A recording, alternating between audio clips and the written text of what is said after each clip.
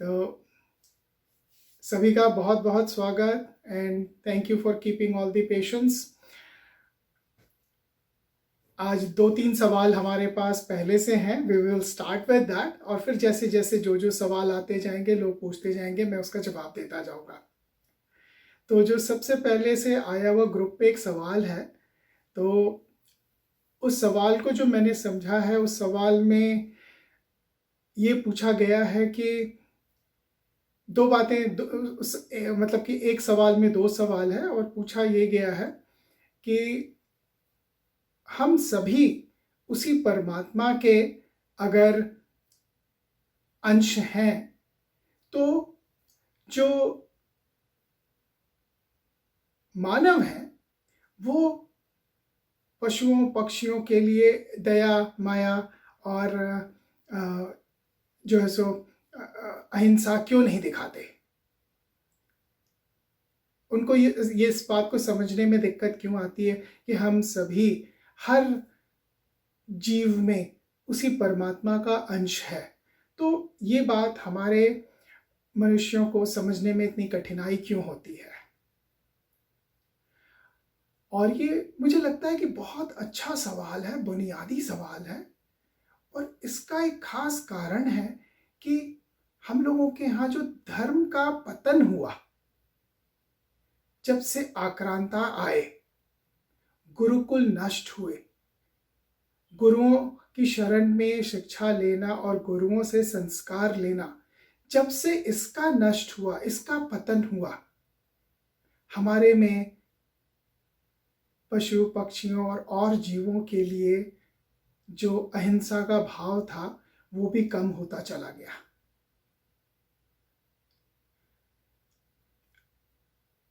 अहिंसा का जो मतलब है, अहिंसा का जो बुनियादी जड़ है, वो है हर जीव के प्रति अहिंसा। सिर्फ इंसानों के प्रति अहिंसा का मतलब अहिंसा नहीं है, हर जीव के प्रति अहिंसा।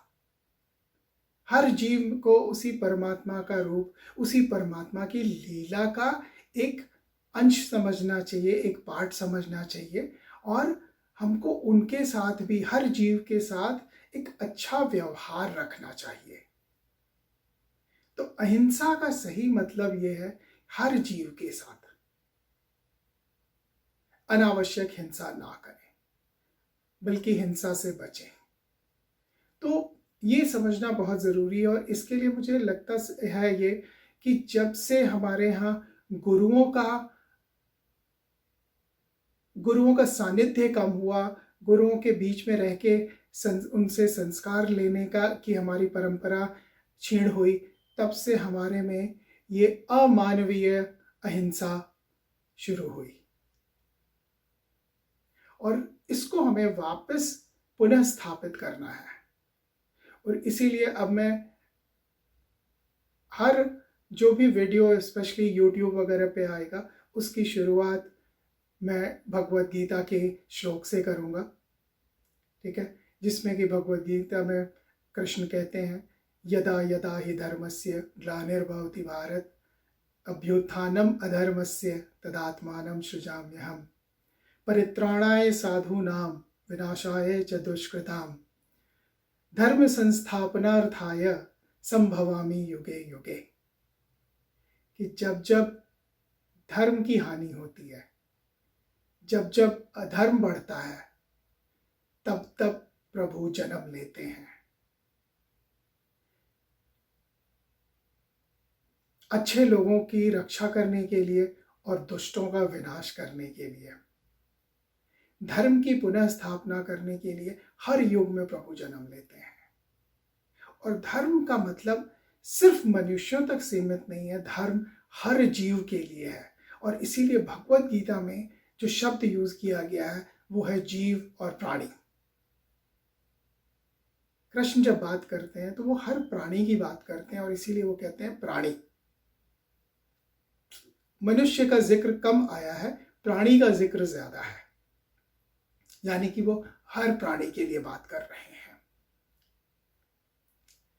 तो अगर हम भगवत गीता को भी पढ़ते रहें, भगवत गीता को भी समझते रहें, तो मनुष्य में अहिंसा का संचार होगा। और अहिंसा में हर जीव के प्रति अहिंसा की बात है।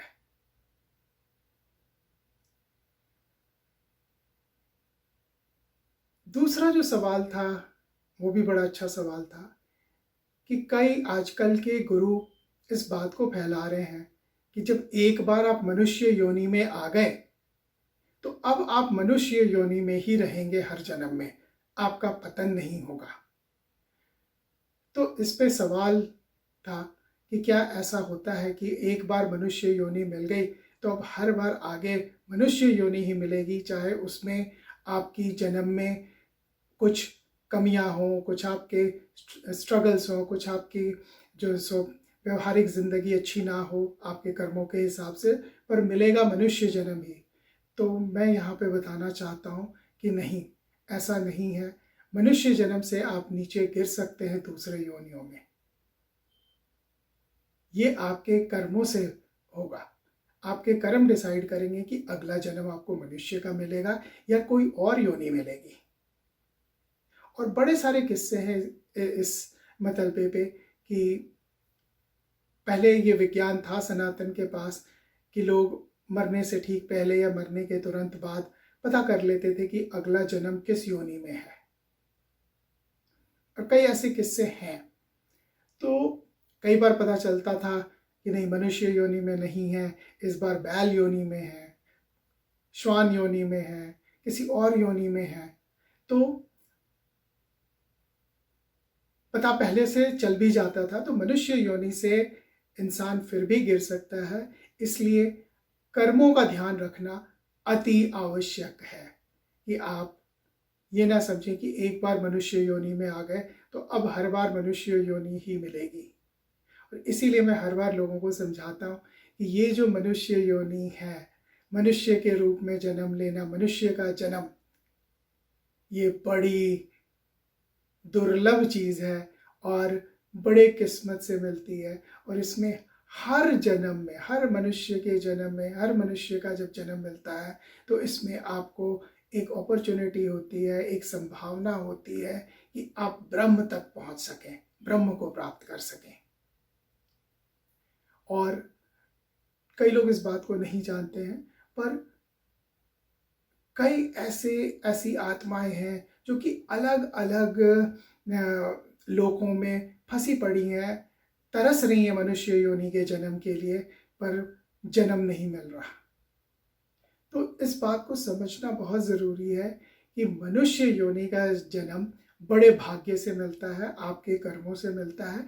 और अपने कर्मों को हमेशा अच्छा बनाए रखने का प्रयत्न चलता रहना चाहिए, ये कभी गिरना नहीं चाहिए।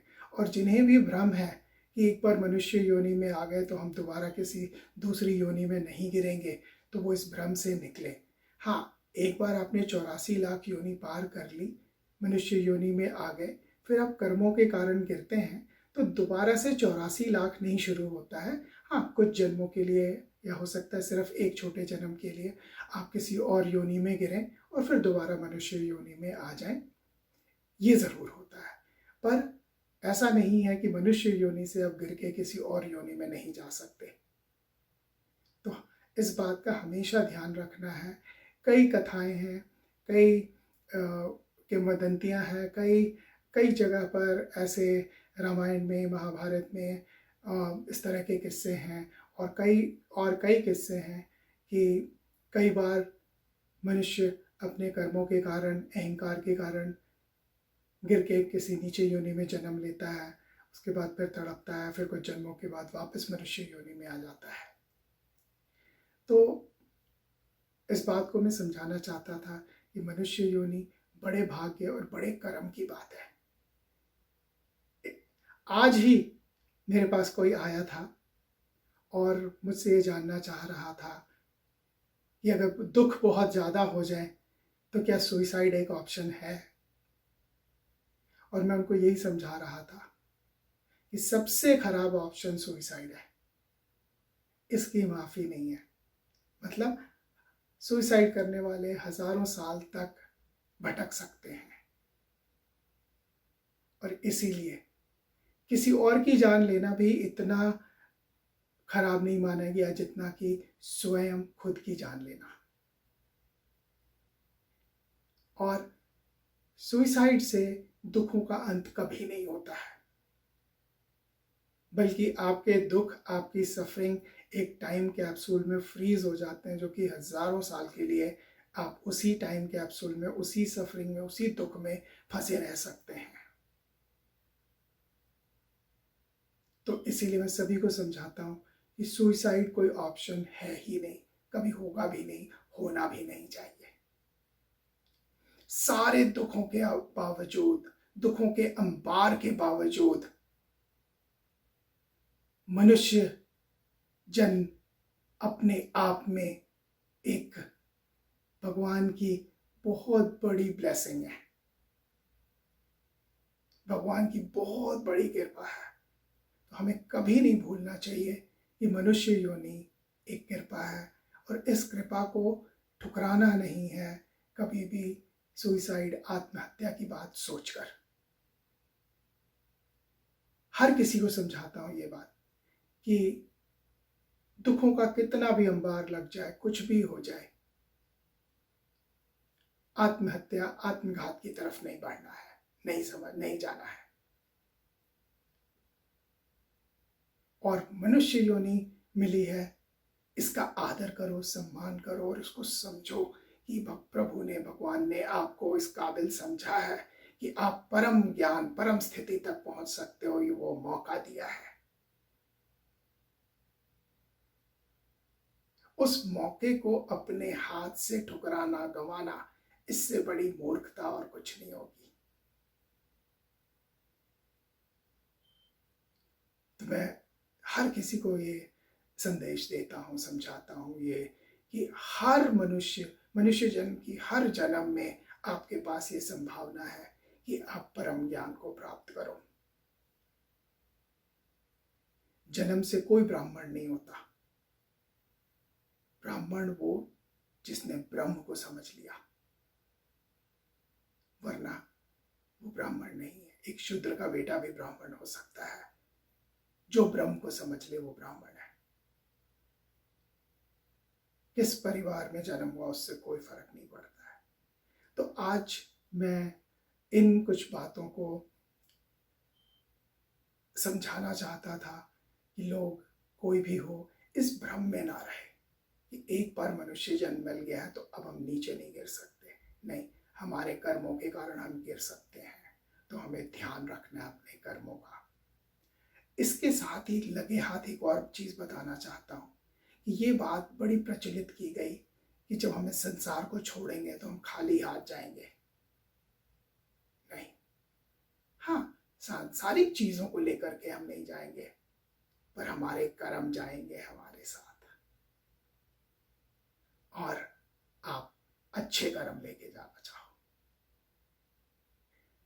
मोक्ष वाले जो हैं उनके लिए ये कि आप अपने सारे कर्म कृष्ण को दे दो, भगवान को सौंप दो, जीरो बैलेंस लेकर जाओ। जब जीरो बैलेंस होगा तो आप दोबारा जन्म नहीं लोगे। लेकिन बुरे कर्म लेके जाने का कोई तुक नहीं है। फिर आप किस हाल में, किस योनि में आओगे, कुछ पता नहीं है। तो आप खाली हाथ कभी नहीं जाओगे। आप जब भी जाओगे कर्मों से भरा होगा। जिसका हाथ सचमुच में खाली होगा, जिसके कर्म का बैलेंस जीरो होगा, वो मोक्ष को प्राप्त कर लिया होगा, निर्वाण को प्राप्त कर लिया होगा। और निर्वाण मरने के बाद कभी प्राप्त नहीं होता, निर्वाण जीते जी प्राप्त होता है। तो ये सवाल थे और बीच में मैंने ये अपॉर्चुनिटी ले ली थोड़ा सा उससे रिलेटेड चीज़ों को समझाने में। और अब आज के सवाल लेते हैं हम। बजाज जी का हाथ दिख रहा है, जरूर पूछें।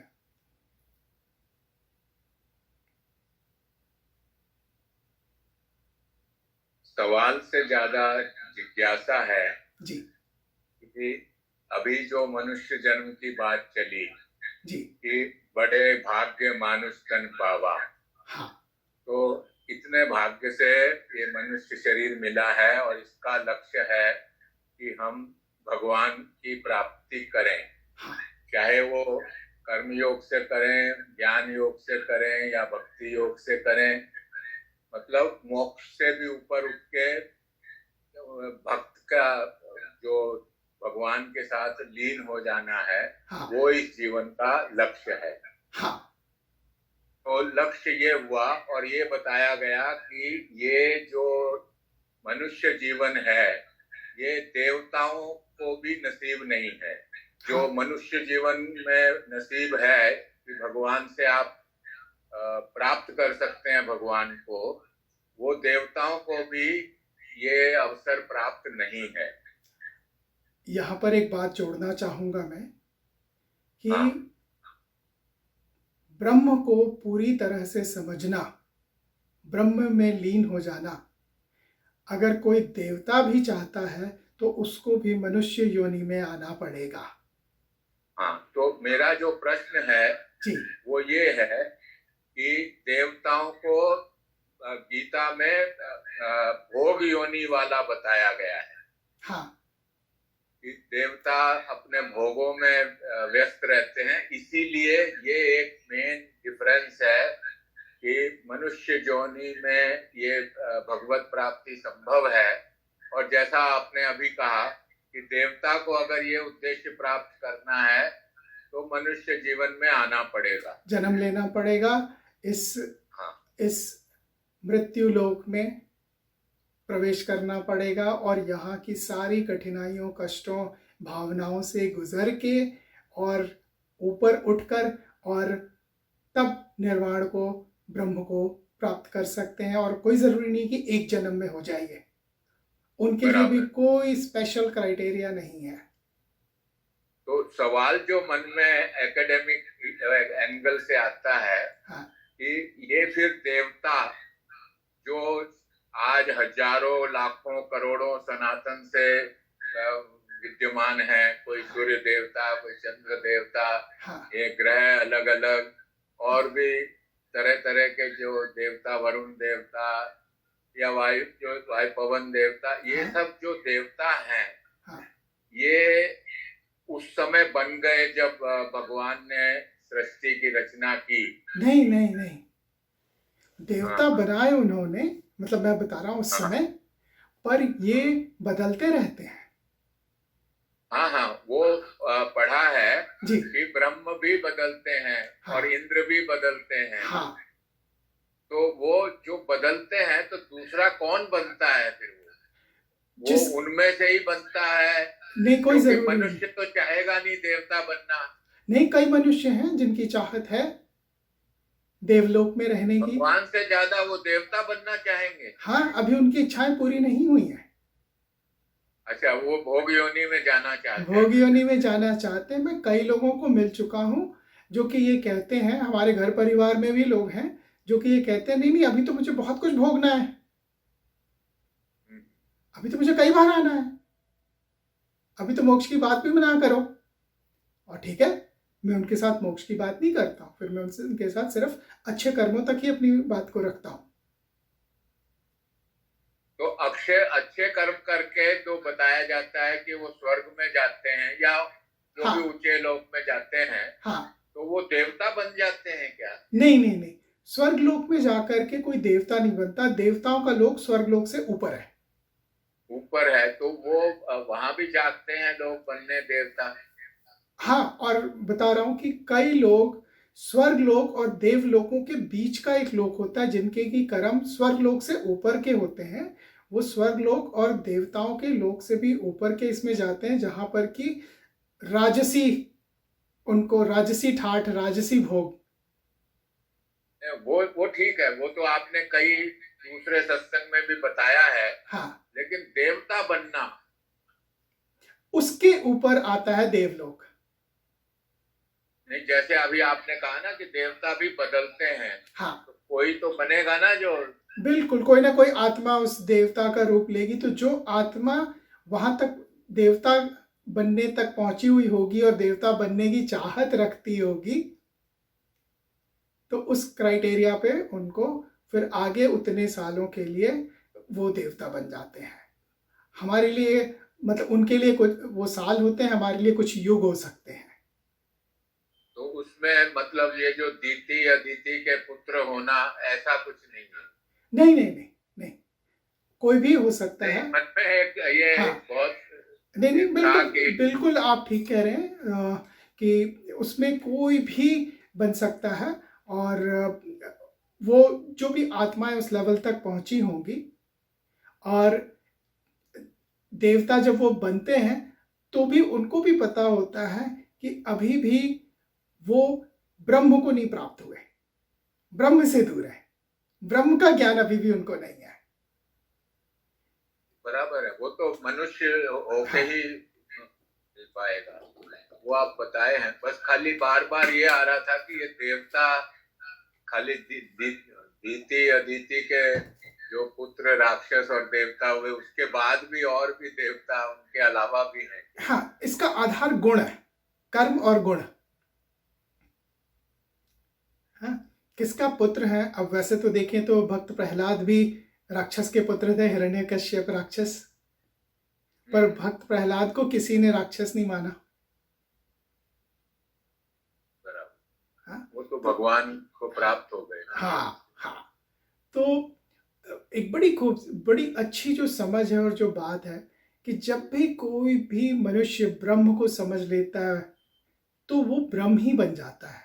और इसीलिए हमने उसको एक ब्राह्मण का एक नाम दिया कि जो ब्रह्म को जान गया, शरीर रूप में रहते हुए जो ब्रह्म को जान गया। और इसीलिए हम उनको ब्राह्मण कहते हैं कि जो ब्रह्म को जान गया। और इसीलिए हम उनमें और भगवान में फिर भेद नहीं करते। इसीलिए हम गौतम बुद्ध को भी भगवान कहते हैं, महावीर को भी भगवान कहते हैं। जिसने जिसने शरीर रूप में भगवान को, ब्रह्म को जान लिया, भगवान को प्राप्त कर लिया, हमारे लिए वो सब भगवान हो गए, क्योंकि वो उनकी आत्मा भगवान में लीन हो गई। शरीर रूप में रहते हुए ही उन्होंने अपनी आत्मा को भगवान में लीन कर लिया। और इसीलिए हम उनको धड़ल्ले से भगवान कहते हैं। जो कई सारे सनातन धर्म के लोग नहीं है, जो इस संस्कार को नहीं समझते हैं, कहेंगे एक इंसान को भगवान कैसे समझ लेते हो, वो भी तो एक शरीर वाला इंसान है। हाँ, शरीर वाला इंसान है, पर उसने अपनी आत्मा को परमात्मा में मिला लिया है। उसकी आत्मा परमात्मा में से के मिलन में अब हो गई है। शरीर सिर्फ देखने के लिए रह गया है, इंसानी आंखों के लिए कि उसका शरीर है, पर उसकी आत्मा परमात्मा में लीन हो चुकी है। और इसीलिए इन संतों का, जिनको कि हम इंग्लिश में एनलाइटेंड बोलते हैं, हिंदी में बोधि कह देते हैं, ठीक है, बुद्ध कह देते हैं। बुद्ध एक गुण है कि वो प्रभु में, आत्मा परमात्मा में लीन हो गई। तो हम इन लोगों को बड़ी इज्जत से देखते हैं कि सारी योनियों को पार करके मनुष्य योनि में आए, और मनुष्य योनि से भी इन्होंने उस लंबे सफ़र को तय कर लिया उस जन्म में, कि जब उनकी आत्मा परमात्मा में लीन हो गई।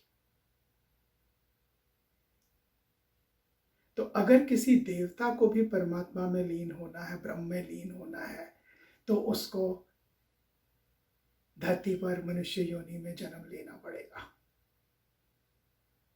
बिना मनुष्य योनि में जन्म लिए वो देवता भी परमात्मा को नहीं समझ पाएंगे, ब्रह्म को नहीं समझ पाएंगे। कोई उदाहरण ऐसा ध्यान में है, या किसी शास्त्र या पुराण या किसी अपनी संहिता में या कहीं इसका वर्णन?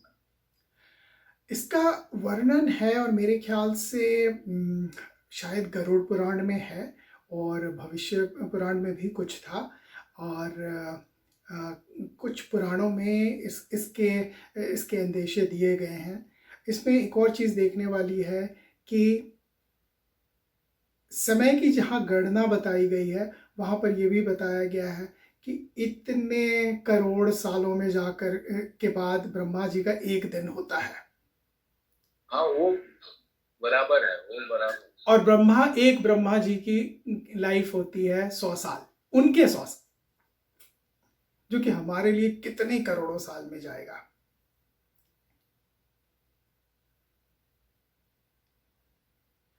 तो अगर उस तरह से एक बड़ा प्यारा सा किस्सा भी है, वो भी सुना देता हूँ। तो एक बार ब्रह्मा जी को कहते हैं कि जो रोल ब्रह्मा जी का है, उस ब्रह्मा जी को परमात्मा से मिलने जाना हुआ। तो वहाँ पर गए तो उन्होंने खबर भिजवाया कि ब्रह्मा जी मिलने आए हैं। तो उन्होंने पूछा कि कौन से वाले ब्रह्मा जी आए हैं। तो ब्रह्मा जी से आके पूछा गया कि भाई आप कौन से वाले ब्रह्मा जी हैं।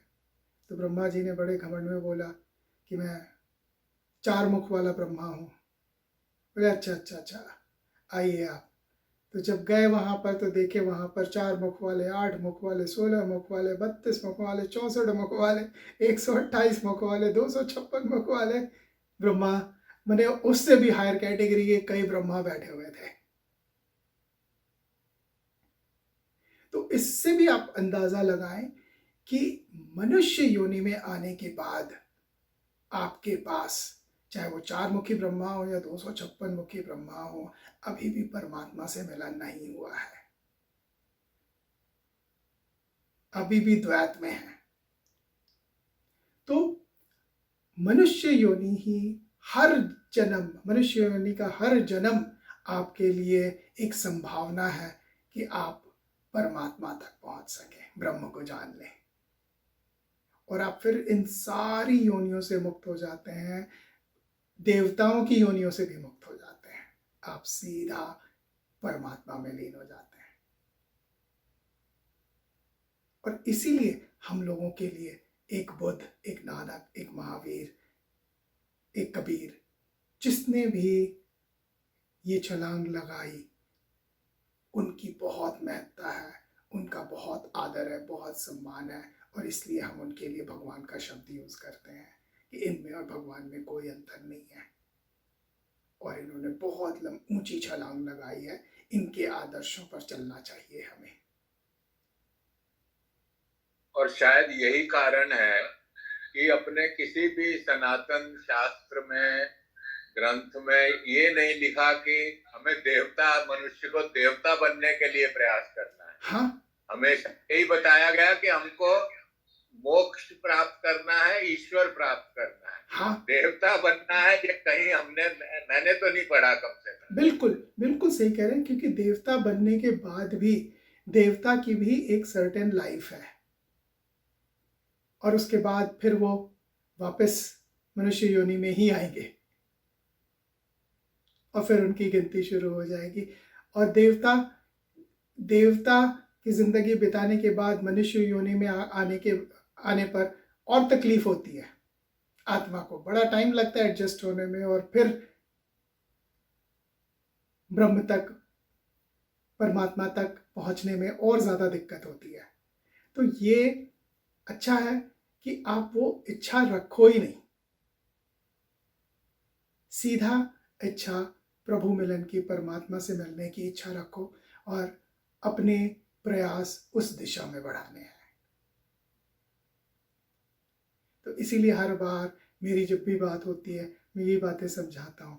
जो अद्वैत की बात है, मतलब एक शब्द में अगर कहें, अद्वैत भी एक लाइन में अगर बताएं, तो अद्वैत भी उसी परमात्मा मिलन की है कि आप परमात्मा के साथ एक हो जाते हो। जब दो बचता ही नहीं, वहां पर देवता भी नहीं होते, वहां पर कोई और नहीं होता, बस एक ही बचता है। हाँ, तो इसके ऊपर हम लोग काफ़ी बात कर चुके हैं, लेकिन ये एक ऐसी बात है कि इसको बार बार करते रहना, समझते रहना, समझाते रहना बहुत ज़रूरी होता है, नहीं तो हम लोग भूलते जाते हैं।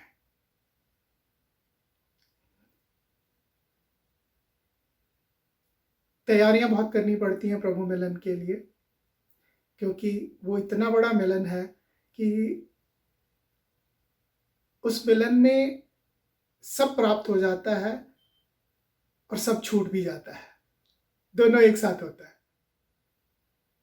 आपकी सारी आदतें छूटनी है, आपकी सारी चाहतें छूटनी है। जब ये सब छूट जाती हैं, चाहतें, आदतें, तो आपको सब कुछ मिल जाता है। और जब तक चाहते हैं आदतें बनी रहती हैं, तब तक आप उस सब कुछ से दूर रहते हो।